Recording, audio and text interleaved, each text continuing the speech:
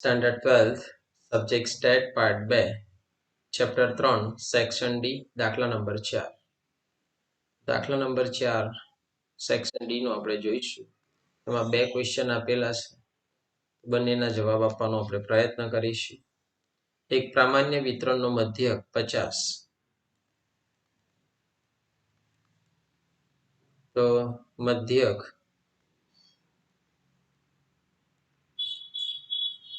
એને આપણે મ્યુ કહીશું, મ્યુ બરાબર 50.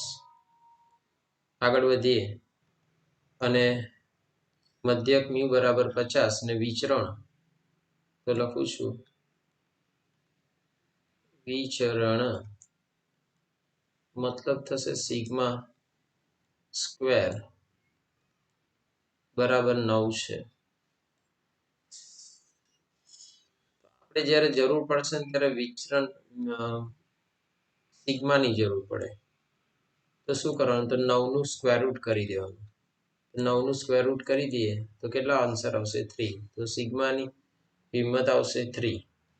મ્યુ બરાબર 50, સિગ્મા સ્ક્વેર વિચરણ છે એટલે સ્ટાન્ડર્ડ ડિવિએશન હોત, પ્રમાણિત વિચલન હોત તો સિગ્મા થઈ જાય, ડાયરેક્ટ 3 જ કહેવાતે, બરાબર. પણ વિચરણ છે તો વિચરણ બરાબર સિગ્મા સ્ક્વેર કહેવાય. 9 છે તો 9 નું વર્ગમૂળ કાઢી નાખવાનું એટલે સિગ્મા બરાબર 3 મળી જશે. પહેલો ક્વેશ્ચન છે, પ્રામાણ્ય ચલ x ની કિંમત 50 અને 53 ની વચ્ચે હોય. તો પહેલો ક્વેશ્ચન લખું છું, પ્રામાણ્ય ચલ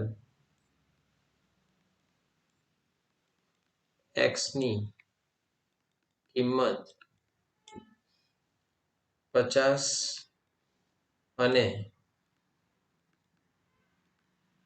53 ની વચ્ચે હોય.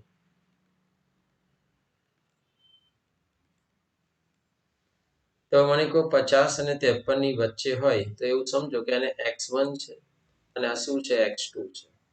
તો લખું છું x1 બરાબર 50 અને x2 બરાબર 53, એવું કહી શકીએ. x1 50, x2 53. હવે આપણે દાખલો ગણતી વખતે શું કરવાનું છે, તો કે p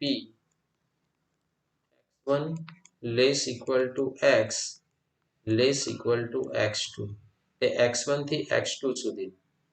તો એમાં પણ શું,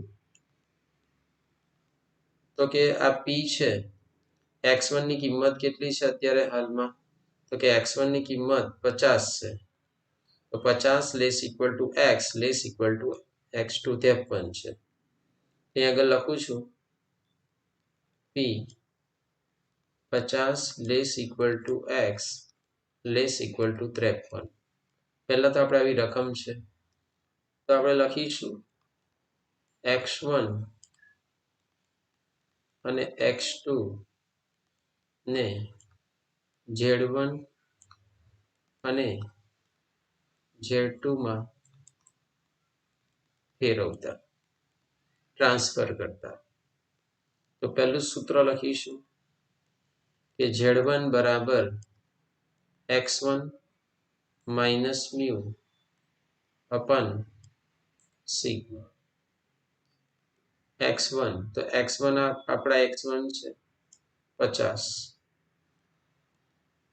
પછી મ્યુ, તો મ્યુ અહીં જોવાના, જોઈ લો મ્યુ કેટલા છે 50, તો મ્યુ 50 છે. સિગ્મા તો આપણે સિગ્મા જોવાના, કેટલા છે આ સિગ્મા 3 છે, તો સિગ્મા 3 છે. 50 માંથી 50 જાય તો કેટલા આવશે 0, 0 ના છેદમાં 3, તો જવાબ આવ્યો 0. આ z1 0 મળી ગયો. ચલો એ જ રીતના મારે શોધવાનું છે z2.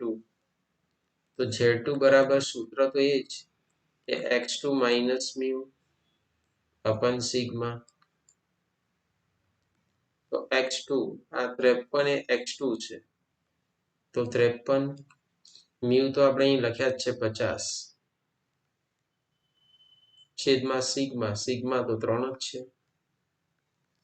53 માંથી 50 જાય તો 3, 3/3 આન્સર આવે 1. Z2 બરાબર 1. તેનો મતલબ એવો થયો કે Z1 થી Z2 આપણી સભા 0 થી 1 સુધીની છે. આપણે લખી શકીએ કે P 0 less equal to Z less equal to 1. તો આપણે આવી આકૃતિ અહીંયા સુધીની દોરવાની 0 થી Z લેસ ઇક્વલ ટુ 1. તો ડ્રો કરીએ આકૃતિ.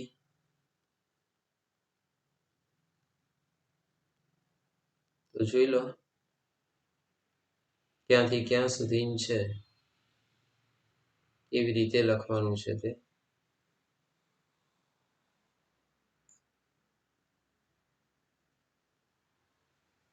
પ્રામાણ્ય વક્રની આપણે જે આકૃતિ છે આ રીતના ખુલ્લો છેડો રાખવાનો. અહીં પ્લસ ઇન્ફિનિટી આવે, અહીં માઇનસ ઇન્ફિનિટી છે, વચ્ચે ઝેડ ઇક્વલ ટુ 0. એમ તો મ્યુઝ કહેવાય આપણું આ. તો આકૃતિ આખા ચેપ્ટરમાં દોરવાની તો પહેલા આટલું તો દોરવાનું છે, ફિક્સ હોય. હવે તમારે એ જોવાનું આ 0 છે તો 0 તો છે જ. આ 1 સુધી 1 આ છે ને 0 ની આ ડાબી સાઈડ પર છે ને માઇનસ બધું હોય, અને આ 0 ની જમણી બાજુ આ જે સાઈડ છે આ જમણી સાઈડ કહેવાય આ બધી.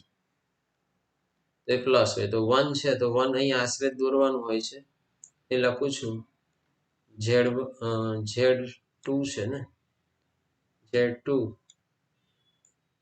Is equal to 1. તો Z2 ઇઝ ઇક્વલ ટુ 1. હવે આટલી આપણે આકૃતિ નક્કી થઈ. તો હવે 0 થી 1 સુધી, તો 0 થી 1 સુધીનો એરિયા છે. તો આટલો એરિયા નક્કી થાય તો તમારે આટલો ડ્રો કરવાનો, એનો એરિયા આટલો. તો આ રીતના ડિઝાઇન દોરવાની. આકૃતિ તો તૈયાર થઈ ગઈ. હવે આ જ રીતના આપણે આકૃતિ દોરવાની હોય છે, એ દોરી પણ કાઢીએ. જ્યારે આપણે આટલું જ હોય 0 થી 1 સુધી ત્યાં લખ્યું છે એ જ, એમાં તો કોઈ ફેરફાર જ નથી. તો ડાયરેક્ટ જ એનો આન્સર જ જોવાનો, કે ભાષા લખવાની હોતી નથી. તો આપણે 1 નું જોવાનું, આ 1 નું કોષ્ટકમાં. તો પ્રામાણ્ય વક્રનું કોષ્ટક છે. તમે 1 માં જોશો તો તમને ખ્યાલ આવશે. તો જો પેલા 1 માં આપણે જોઈ લઈએ. 1 મિનિટ. તો આ 1 ની અંદર જોઈશું તો જો આ 0, 0.1, આ 1, આ 1 છે. 1 નું 0 માં જ જોવાનું, કારણ કે 1 જ છે એટલે પર્ટિક્યુલર. તો 0.3413 છે. આ 1 નું 0, 0 માં જોવાનું, આ 0, 0 માં. તો અહીં આગળ 0.3413 છે. તો 0.3413 અહીં આગળ આપણે લખવાનું છે. અહીં આગળ હું લખી દઉં છું 0.3413. આ તમારો જવાબ. બીજો ક્વેશ્ચન લખી દો. પ્રામાણ્ય ચલ x ની કિંમત 47 અને 53 વચ્ચે હોવાની સંભાવના મેળવો. તો યાદ રાખો કે આ x1 છે ને આ x2 છે. તો એનો જવાબ આપણે x1 બરાબર 47 અને x2 બરાબર 53. તો ભાષા લખતી વખતે આટલું યાદ રાખવાનું કે x1 less equal to x less equal to x2. એટલે 47 less equal to x less equal to 53. આગળના મ્યુ ને તો બેઠા એવા ને એવા જ રહેશે. તો x ને શેમાં ફેરવતા, કે z1 અને x1 ને z1 ને z2 માં શું કરતા, ફેરવતા. લખું છું x1 અને x2 ને z1 અને z2 માં ફેરવતા, ટ્રાન્સફર કરતા. તો આપણે એની ફોર્મ્યુલા સૂત્ર લખીશું. z1 બરાબર x1 માઇનસ મ્યુ અપન સિગ્મા. એ તો બેવના લખી દેવાના.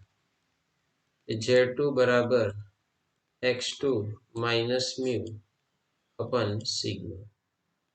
તો આપણે એ જોઈ લેવાનું કે આપણે x1 કેટલા હતા. તો કે જો x1 47 ને x2 કેટલા છે 53. 47 અને 53, x1 47 અને x2 53 છે.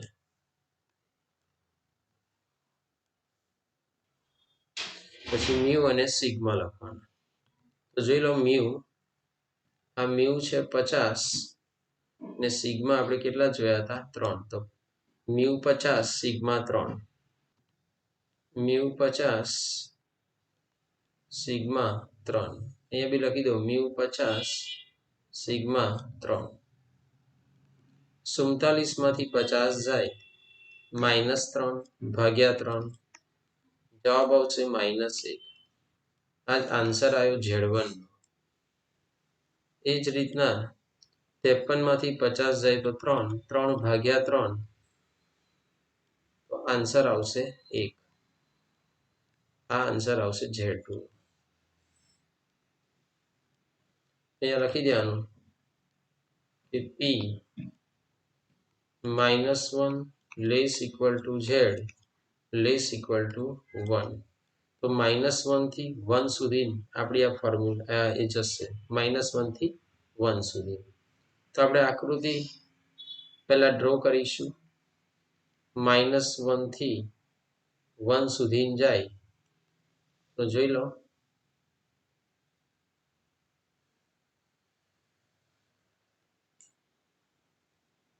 -1 થી 1 સુધી અહીંયા પ્લસ ઇન્ફિનિટી, અહીં minus infinity, z is equal to 0. એક બાજુ -1 છે, Z1 બરાબર -1 છે. અહીં આગળ Z1 થઈ ગયા -1. તો +1 છે તો +1 કઈ બાજુ હોય? જમણી બાજુ, 0 ની જમણી બાજુ. તો Z2 બરાબર +1. આ Z2 આપણે +1 લખી દીધું. હવે એક વસ્તુ ફાઇનલ છે કે આ જે ડ્રો કરવાની થશે આકૃતિ, તો હંમેશા કઈ બાજુ રહેશે? તો કે -1, અહીં આગળ લખ્યું છે કે -1 અને +1 ની વચ્ચે. તો -1 અને +1 ની વચ્ચે, તો એનો એરિયા આટલો જ રહેશે. આપણે એરિયા લખી દેવાનો. તો પછી આ લીટી આટલો -1 અને +1 ની વચ્ચે, તો હવે લીટી આમ ક્રોસ આટલી દોરવી, આમ દોરવી, એવો કોઈ રૂલ્સ છે નહીં. તમને ઈચ્છા થાય તમે એ પ્રમાણે લીટી દોરી શકો. મને ઈચ્છા થઈ કે હું આ રીતના દોરું, આ બધી જ આમ લીટીઓ દોરી દઉં, તો આ રીતના બી દોરી શકું છું.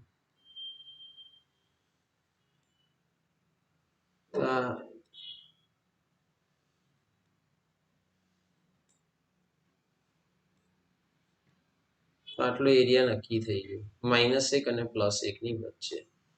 તો -1 અને +1 ની વચ્ચે નક્કી થાય તો એને પણ પાછું લખવું તો પડશે, એનો એટલે ગણતરી તો બતાવવી પડશે સમજણવાળી. કેવી રીતે લખાય છે? તો યાદ રાખો કે 0 ની ડાબી બાજુ અને 0 ની જમણી બાજુ બંને બાજુ જો આકૃતિ આ રીતે નક્કી થતી હોય તો હંમેશા પ્લસ આવે એટલું યાદ રાખવાનું. અને આપણી ગાડી પહેલા Z1 થી જ ઉપાડવાની. તો Z1 માં શું છે? -1. તો -1 થી તમારે ગાડી લીધી, -1 less equal to Z less equal to આ 0 એ ઊભી રાખવાની. 0 એ આપણું બસ સ્ટોપ છે એવું યાદ રાખો. તો 0 એ ગાડી ઊભી રાખી, બંને સાઈડ હોય તો પ્લસ કરવાનું. પછી P 0 થી ગાડી હટાવી, 0 less equal to Z less equal to ક્યાં ઊભી રાખવાની? 1 આગળ. એક આ સ્ટાઇલ છે લખવાની. પછી -1 નું પાછળ ક્ષેત્રફળ જોવું હોય તો જોઈ ના શકાય, એટલે 0 ને છે ને -1 ની જગ્યા પર લઈ લેવાનું. ને -1 ને 0 ની જગ્યા પર લઈ તો માઇનસ ના શું થઈ જાય? પ્લસ. પાછું કોઈ એવું ના વિચારે કે 0 પ્લસ હતા ને તો માઇનસ કરી દો, એવું નથી હોતું અહીંયા. પછી P આ તો પ્લસ જ છે, તો પ્લસ વાળી વસ્તુ એવી ને એવી જ રહેવા દેવાની. પછી પ્રામાણ્ય વક્રના કોષ્ટકમાં 1 નું જોવાનું. તો તમે 1 નું કોષ્ટકમાં જોશો, અહીં આગળ તમે જોઈ ચૂક્યા છો આગળ. તો 1 નું આ રેડ રાઉન્ડ કરેલું છે 0.3413, તો એ જ આવશે. તો 0.3413. આ 1 નું બી કેટલું આવશે 0.3413. પછી બંનેનો શું કરી દેવાનો સરવાળો 13 દુ 26 4 દુ 8 3 દુ 6 તો 0.6826. અહીં આગળ આપણે લખી દીધું કે પ્રામાણ્ય ચલ x ની કિંમત 47 અને 53 ની વચ્ચે હોવાની સંભાવના 0.6826 થાય. તો અહીંયા આપણો સંપૂર્ણ દાખલો પૂર્ણ થાય છે. દરેક વિદ્યાર્થીને આ દાખલાની અંદર કમ્પ્લીટ ખ્યાલ આવી ગયો હશે એવું સમજુ છું. અને જો કદાચ ન ખ્યાલ આવે તો 2 વાર વિડીયો જોઈ લો, બરાબર, પણ ખ્યાલ ચોક્કસ આવી જશે. ઓલ સ્ટુડન્ટને મિતેશ ક્લાસીસ તરફથી થેન્ક યુ વેરી મચ.